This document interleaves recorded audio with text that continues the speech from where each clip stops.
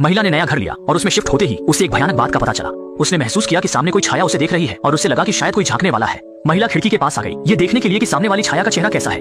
लेकिन तभी अचानक लाइट जल गई। असल में वह उसका बॉयफ्रेंड था जो काम से घर लौटा था। महिला ने यह देखा और इस बात को लेकर ज्यादा परेशान नहीं हुई। लेकिन रात के समय नए घर में शिफ्ट हुई महिला को नींद नहीं आ रही थी, इसलिए वह उठकर खिड़की से बाहर देखने लगी। लेकिन उसकी उम्मीद के उलट सामने वाली छाया अब भी लगातार उसे घूर रही थी और वह तुरंत ही सिहर उठी। जब वह सोच रही थी कि सामने कोई बड़ा मॉडल है, तभी उसका बॉयफ्रेंड उसे जल्दी सोने के लिए कहता है। अपने बॉयफ्रेंड को सुबह जल्दी उठकर काम पर जाना था, इसलिए महिला ने बिना कुछ कहे बिस्तर पर जाने का फैसला किया। अगले दिन महिला टीवी देख रही थी, तभी टीवी पर एक हत्या का मामला दिखाया गया। घटनास्थल वही इमारत थी जो सामने थी। रिपोर्ट में बताया गया कि पीड़िता एक युवा महिला थी जिसे हत्यारे ने बेरहमी से सिर काट दिया था। पीड़िता की उम्र खुद से मिलती जुलती देखकर और पिछली रात की उस विकृत छाया को याद करके महिला तुरंत ही चिंता में पड़ गई। उसने अपने बॉयफ्रेंड को बताया कि उसे छाया द्वारा देखा जा रहा है और सामने वाली खिड़की की ओर इशारा किया। लेकिन दिन के समय सामने की खिड़की पर पर्दे लगे थे और बॉयफ्रेंड ने सोचा कि वह ज्यादा सोच रही है और उसे ज्यादा संवेदनशील न होने की सलाह दी। बॉयफ्रेंड की सलाह सुनकर महिला को भी लगा कि शायद वह ज्यादा संवेदनशील हो रही है। लेकिन अगले दिन जब महिला बाहर खरीदारी कर रही थी, उसे लगा कि कोई उसका पीछा कर रहा है। जब उसने पीछे मुड़कर देखने की कोशिश की तो पीछे वाला व्यक्ति तेजी से आगे बढ़ गया, लेकिन वह सिर्फ गुजर रहा था। इन घटनाओं के बाद महिला ने अपने डर को शांत करने के लिए सिनेमा जाने का फैसला किया। लेकिन अभी उसने आधी ही फिल्म देखी थी कि उसने महसूस किया कि कोई आकर उसके पीछे बैठ गया है। जबकि आसपास बहुत सारी खाली सीटें थीं, फिर भी वह उसके पीछे क्यों बैठा था? वह बिल्कुल भी पीछे मुड़ने की हिम्मत नहीं कर पाई। बस उसने एक झलक उसके जूतों पर डाली। जब उसे लगा कि पीछे वाला व्यक्ति धीरे धीरे उसके करीब आ रहा है, तो महिला इस दबाव भरे माहौल को सहन नहीं कर पाई और तेजी से सिनेमा से बाहर निकल गई। वह मुड़कर एक भीड़भाड़ वाले सुपरमार्केट में पहुंच गई और जब उसने आस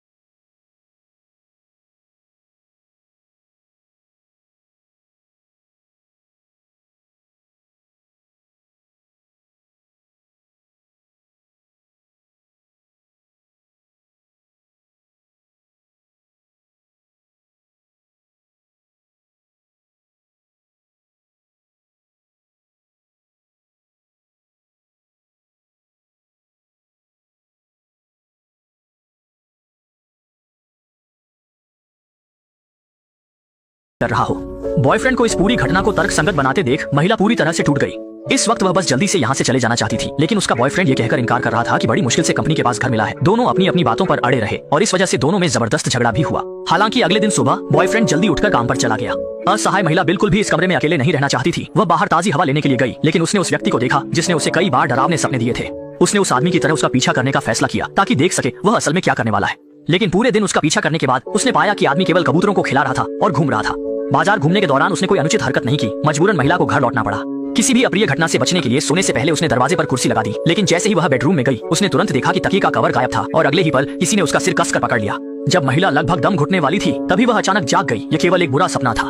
इसी समय उसने अचानक पड़ोसी के घर से आवाज सुनी। यह सोचकर कि पड़ोसी काम से लौट आया है, वह दीवार के पास गई। Irina.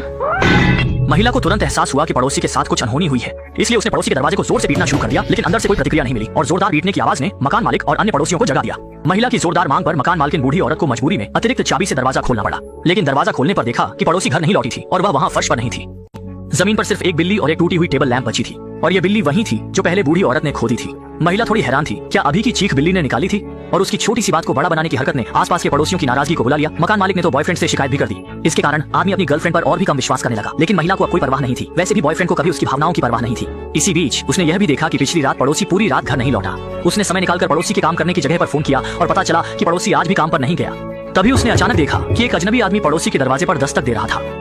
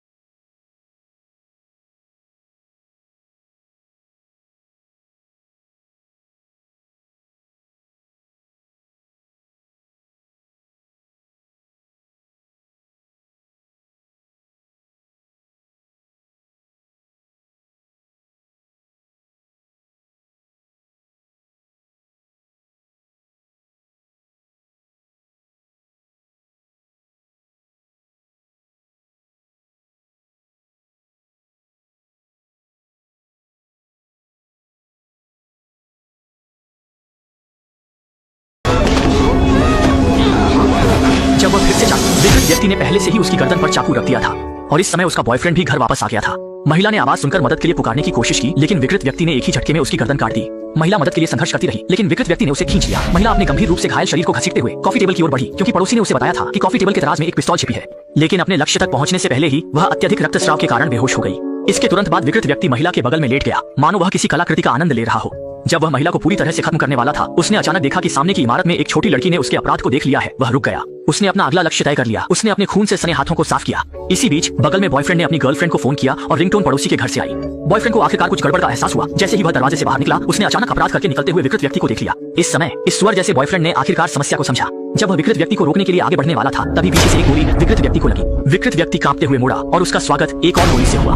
आखिरकार इस बहुत सारे अपराध करने वाले विकृत व्यक्ति को कानून के हवाले कर दिया गया और उसका फैसला करने वाली पीछे खड़ी महिला थी। दरअसल उसने अपनी बची हुई ताकत का इस्तेमाल करके पड़ोसी की कॉफी टेबल तक पहुंचकर पिस्तौल प्राप्त कर ली थी। सुअर जैसा बॉयफ्रेंड इस दृश्य से डरकर वहीं खड़ा रह गया, जबकि महिला इस समय बेहद शांत थी। उसने आखिरकार अपने दिल के इस बुरे सपने को खत्म कर दिया था।